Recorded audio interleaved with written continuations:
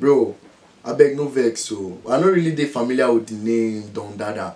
I would like to know much about you if you don't mind. Guy, you say you want to know me. Enlighten me, I beg.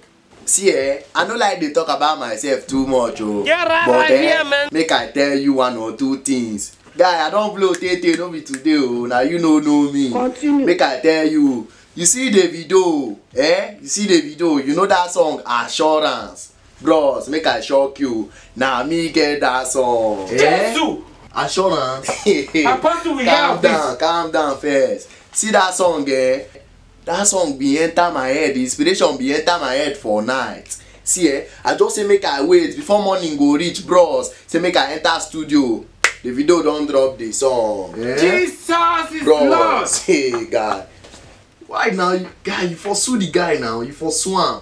Now your song, you pursue him. Yes, I pursue him, but my guy, the problem be say I be no write the song and I no record am. So I want to sue am now. Now then I take finish myself, bros. But that song nah my own. Nah me get am, bros. You don't. I dey believe you. I dey believe you. Calm down. You never hear anything. Calm down. Relax first. Continue. Make I tell you something again. Make I bust your head now. Make I bust your head.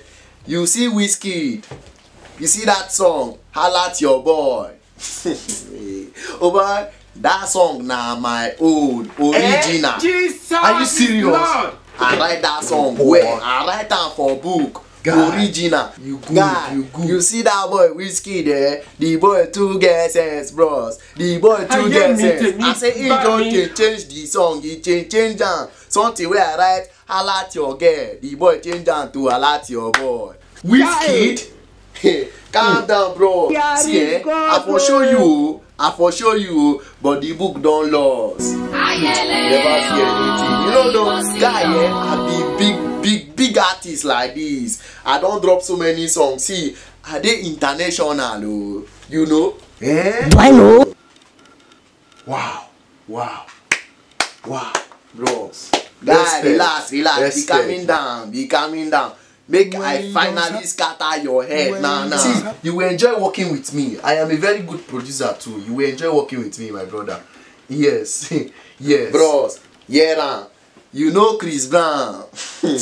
Oh boy. See that boy, Me and him don't work together before. Are you normal? Chris Brown? Are you normal? I say me and Chris Brown been dey chill together. We been dey chill. Area hear the full news, guy. Now you know me. I don't blow no be today, guy. I be big boy. Look me now. I be big boy. Check me out, bro. Guy, I dey see the future already. Guy, we'll do a lot of songs together. Man, I really see. I'm enjoying your presence already, guy. You have inspiration. You are good. Oh boy, I be international star. You dey hear me? International star. Guy, I be big artist, so value me, bro. See, I be follow myself, go for studio when him be go record the song. I be follow and go studio. I been dey if he no do well, I go tell him, see Breezy, calm down. See how you go do am here. Chris Breezy? Who can be Chris Breezy again now? Guy, you no even know. Now see Breezy, him be the answer before. Now me change his name to Chris Brown. Jesus, are you serious? Is Lord. Wow. Guy, you legit die. Bros, guy, me I no be small boy. I no be small. No be today I start this music industry. See, I know everything inside out for this music. No worry, calm down. See, very soon, you go hear my song. You go believe me. I don't like to dey talk too much. I like action. When I enter booth, I drop 1 or 2 lines. Bros, you go believe me. Guy, I swear I'm so excited as in. Guy, you have a lot to spare, guy. We go work, see, we go really do a lot together. But see the hot, make I feel you small, big. Might give you beat, make you jump on out for me. Run. Correct, guy.